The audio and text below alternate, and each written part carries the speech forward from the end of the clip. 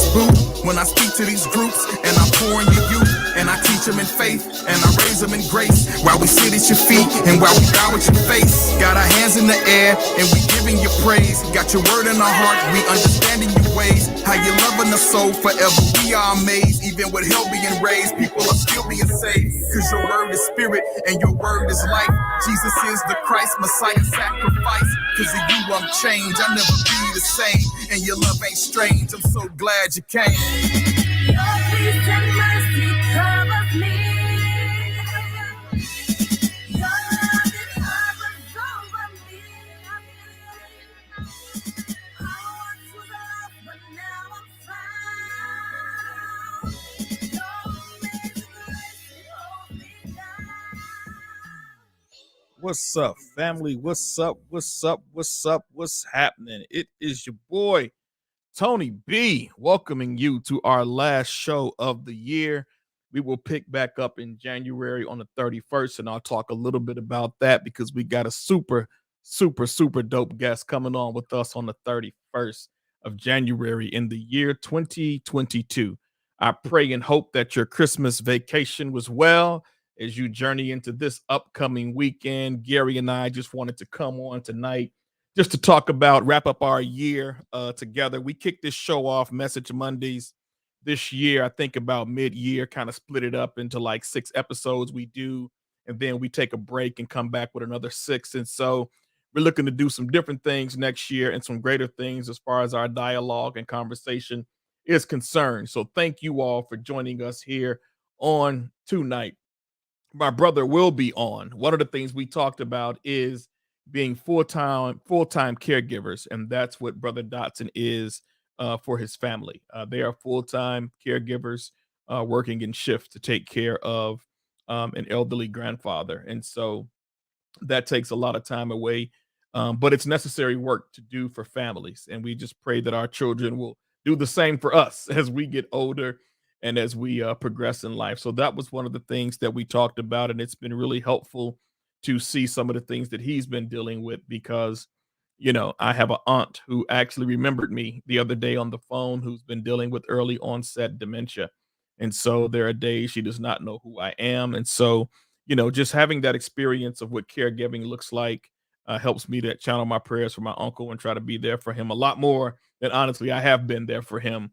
Where we had some great conversations over the last few days. And so we just really wanted to come on tonight to just talk about our year together, our year individually, wrapping up the year, and then spend some time talking about how we plan on helping people next year. You know, of course, you know, it's Christian men, Christian walk, Christian talk, but we welcome everyone to this platform just to be able to share and just to talk.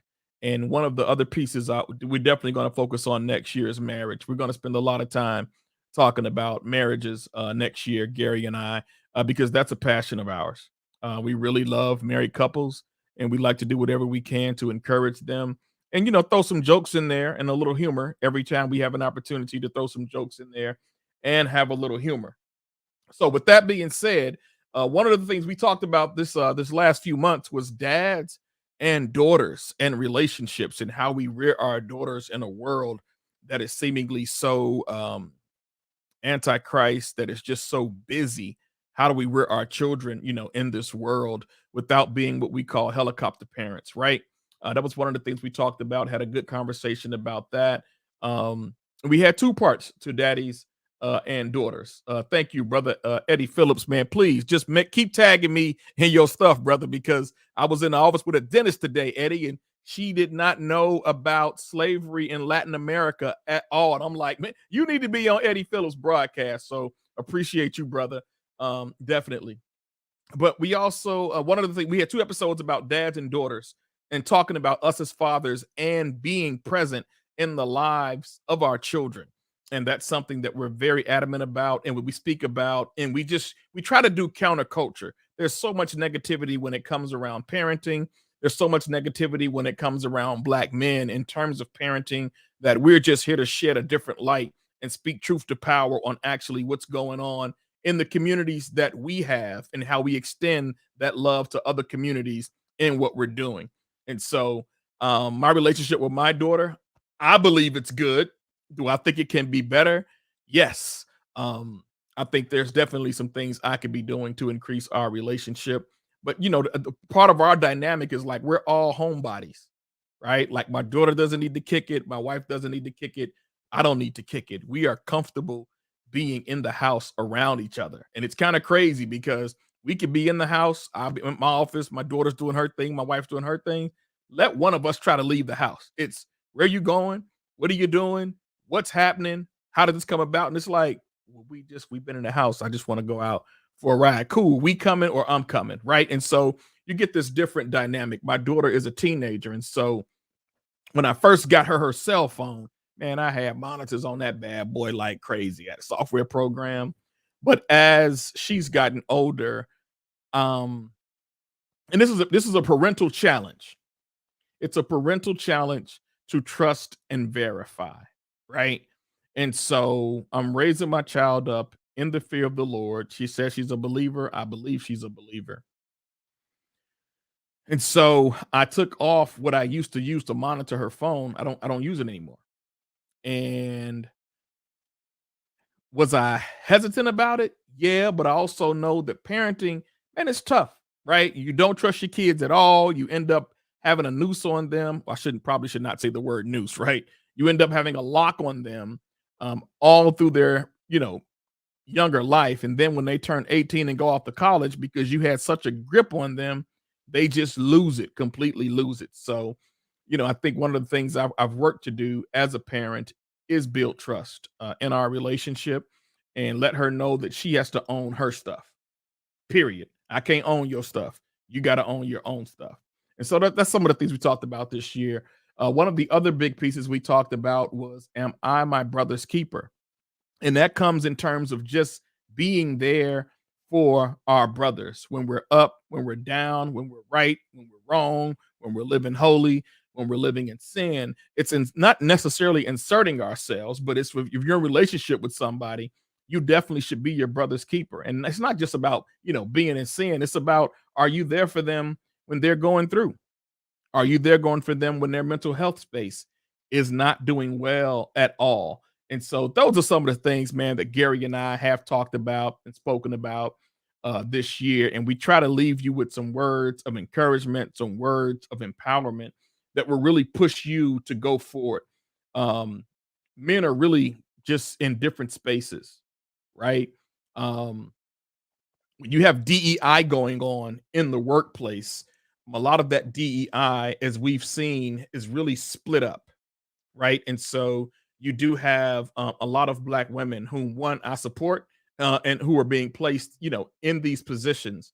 But I think a part of this is Black men having this appearance of being threatening or less threatening, being more threatening for whatever reason in some of these opportunities and positions that do come about. So I don't really know what that means. I just know that from time to time, when I talk to men who are dealing with things, they feel like Black men are being pushed out of the workplace. That white people are more comfortable working with Black women than they are Black men. And this is just from a few men in the circles that I talk to. So I'm not saying that I don't have national data supporting this. I'm just talking about the experience of Black men when they've come to me in circles to talk about things that they deal with in the workplace and in the workforce. And so I don't want anybody to take my words out of context. Oh, he was on here bashing Black women. No, I'm married to a Black woman. I will never bash a Black woman. I have a Black CEO, female, as a CEO, and I love her to life. So I'm just talking about the experience that some men have been feeling when I'm talking to them in these one-on-one sessions, and I think it makes a difference. And so in these situations, how then do we help?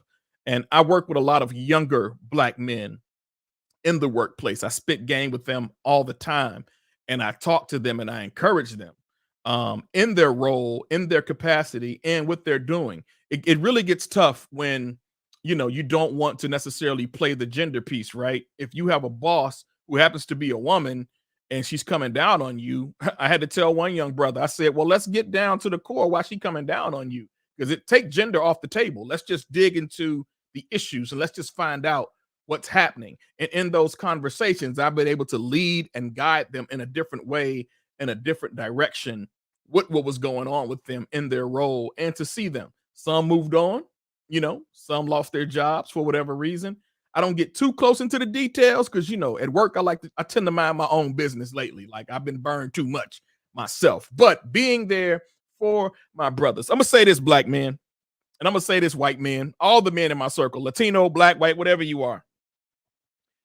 One thing that's discouraging to me personally, I'm getting a little personal right now. Y'all know I like to keep it 100. One of the things that bothers me is when, and I don't know if bothers the right word, but I'm just going to share. I ain't trying to be politically correct. If you put a clarion call out that you're not doing well mentally, and if you post it on social media, expect people to call you, expect people to reach out to you. I look at social media posts as a cry out for help while you're screaming. The thing that what I don't like happens is when you don't reach out to those after you've made a statement that was borderline suicidal, and you keep people out there in limbo. Now, I understand your Facebook page is your Facebook page, your social media page is your social media page, but when you have people who've been in their life with you for years and years and years, and we reach out to you to help you, this is part of your male village that is there to help you sustain and build you up. You do a great disservice when you do not reach back out to us. I'm going to name that thing and I'm going to call it out. You cry wolf too long to the wrong people and you will end up injuring yourself, and people are going to be like, oh, he does this all the time. So one of the things you got to do is you got to be held accountable to yourself too. If you're down, if you're feeling depressed, and you post up something that's borderline suicidal, you owe it to the people in your life to reach back out to them once they reach out to you. We don't take suicide posts lightly. We take them seriously. And if you're dealing with something, if we don't have a way to get to you, if we've got your number, if we're messaging you, you've got to be able to reach back out and just say, hey, I'm not in a place to talk. I'm doing okay. You got to say something back to us. Otherwise, we end up, there was one time something went off in the poetry community, and we calling each other 5 o'clock in the morning, trying to reach, hey, what's going on here? Hey, what's going on? I don't know. I haven't heard from them. They haven't called me back. So we waking each other up at 5 or 6 o'clock in the morning to be there for you.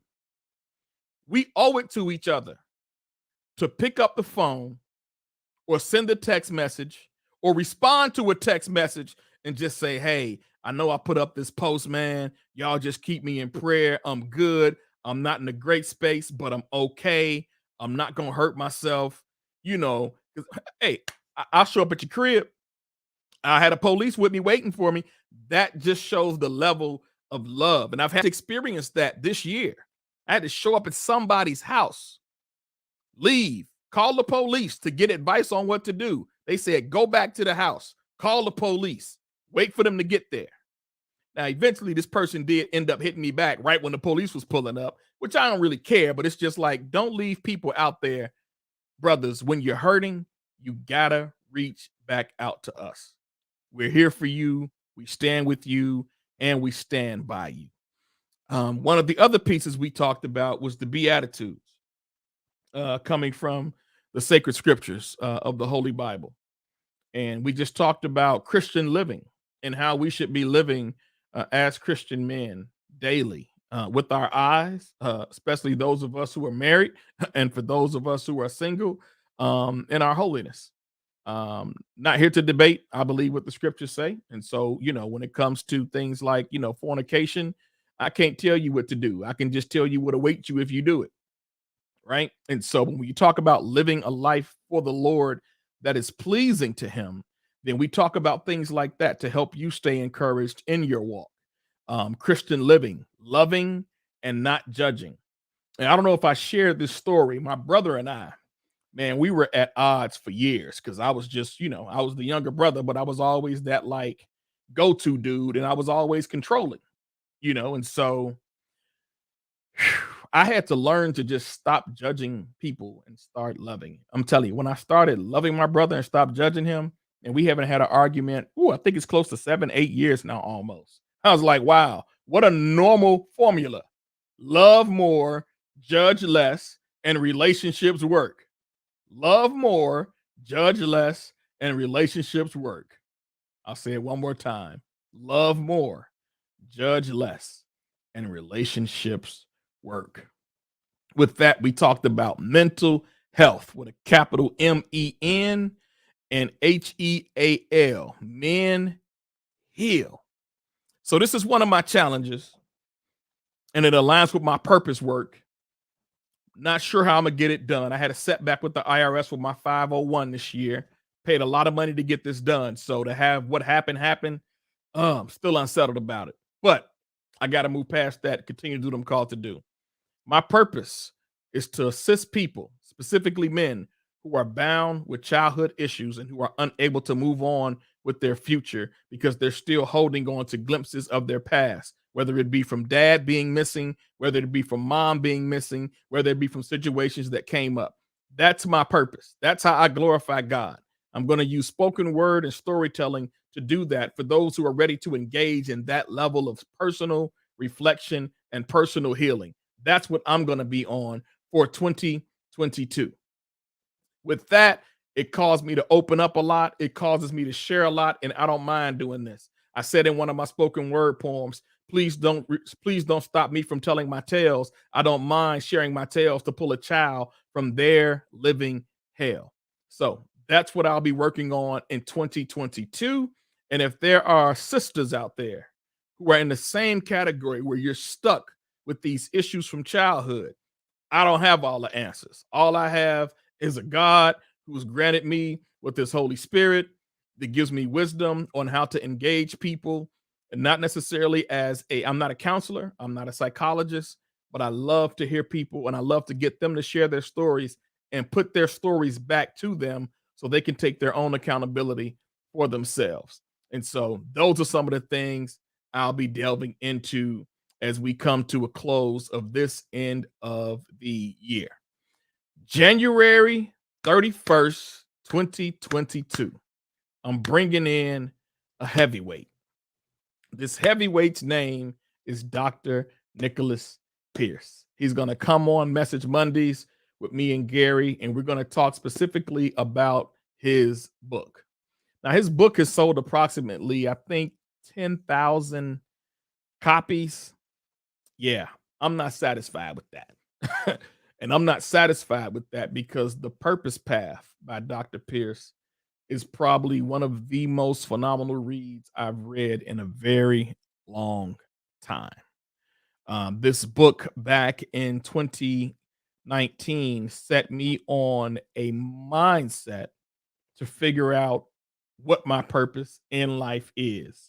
I talk about a gentleman named Lionel Harris all the time because I took his purpose course around the time I purchased this book. Kid you not, this actually happened.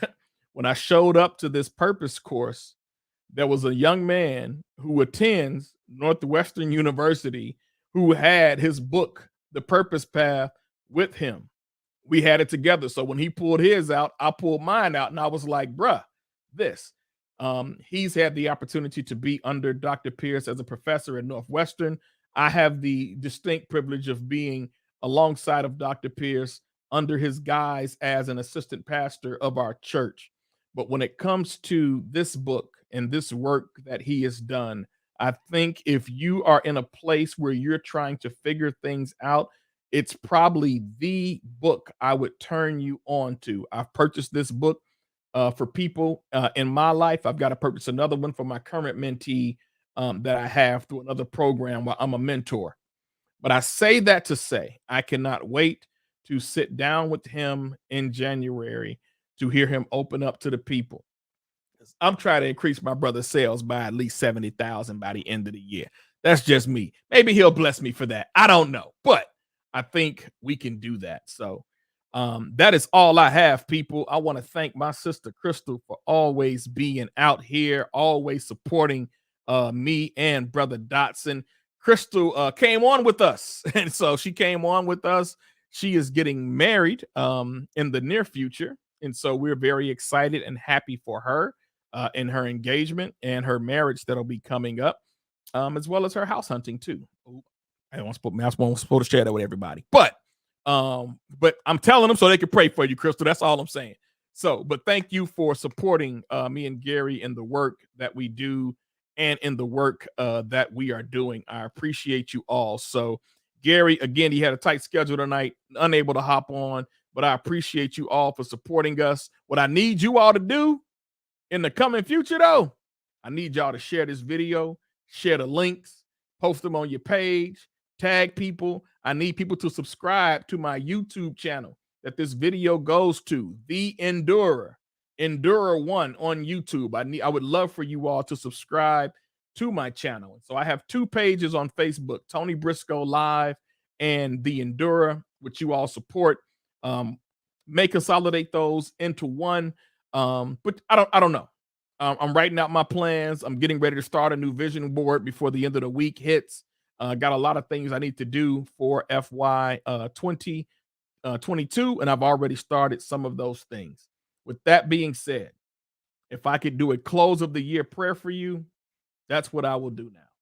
So, Father, in Jesus' name, I thank you for the opportunity to share you with the world, to share advice with the people who are out there, those who are hurting, those who are not hurting, those who are flourishing, and those who are not flourishing. Everyone who watches these links, who watches our videos, who shares our videos, I thank you, Father, and I pray that you bless them in their lives with everything that they have going on, that you touch them.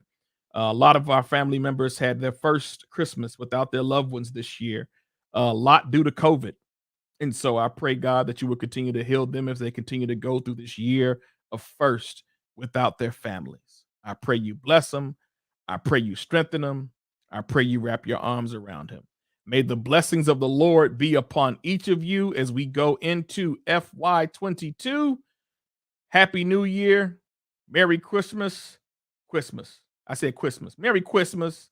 Have a wonderful, wonderful, wonderful Kwanzaa celebration with your families. Yes, I know it just came up in the 60s. Yes, I know the brother who did it does not have that peachy cream background. Put all that stuff to the side and enjoy this season of Kwanzaa that we are in. 2022 is around the corner. My focus next year on this show, we're going to be doing a lot about purpose every month. Every week, we're going to be talking about purpose. People that I can link you up with if you're trying to figure out things in your life. I'm looking into life coaching options myself. It's expensive, but hey, money can't be a barrier to greatness, right? And so I encourage you all to continue to pray one for another, continue to seek out your purpose. If you need to get a hold of me for any reason, you can find me endurer@gmail.com. Or you can, I got another email that I'll publish out there later on, but for now, you can hit me at endurer@gmail.com. You have questions, you have things you want to see on the show, you have spiritual talk, Christian talk that you want Gary and I to engage in. We'll be here to do all of that. Other than that, you all stay blessed, stay encouraged. Happy New Year. Catch you all on our next broadcast, January 31st. 2022, when we'll be talking to Dr. Nicholas Pierce, the author of The Purpose Path. All right.